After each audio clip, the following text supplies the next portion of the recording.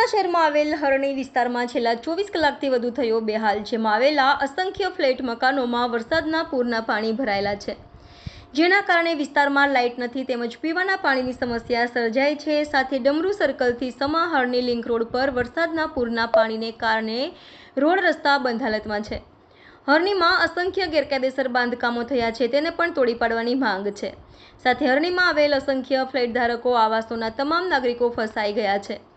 વડોદરા મહાનગરપાલિકાના નગર સેવકો, ધારાસભ્યો, સાંસદ શ્રી કોઈ જ જોવા આવ્યા નથી। વડોદરા મહાનગરપાલિકાના મેયર શ્રી, ચેરમેન શ્રી તેમજ જવાબદાર અધિકારીઓને વિનંતી છે કે હરણી વિસ્તારની તાત્કાલિક મુલાકાત લેવા સામાજિક કાર્યકર અતુલ ગામેચીએ માંગ કરી છે। વડોદરા શહેરનો આ હરણી વિસ્તાર છે ને ડમરૂ સર્કલથી સમા જતો રોડ છે, એ રોડ પૂરેપૂરો પાણીમાં ગરકાવ થઈ ગયો છે। સાથે ડમરૂ સર્કલથી દેણા જતો રોડ પણ પાણીમાં ગરકાવ છે। આ વિસ્તારમાં હરણી વિસ્તારમાં અસંખ્ય ફ્લેટ ધારકો ફસાઈ ગયેલા છે।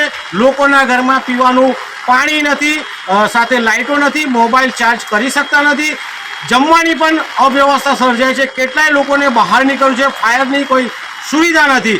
કહી શકાય કે વડોદરા શહેરના mayor Shri, chairman Shri, commissioner Shri દ્વારા ફક્ત વિકાસની મોટી મોટી વાતો કરવામાં આવી છે। સાથે અસંખ્ય ફ્લેટ ધારકો આજે રોતા પાણીએ, રાતા પાણીએ રડી રહ્યા છે। બહાર નીકળવાનો કોઈ રસ્તો નથી।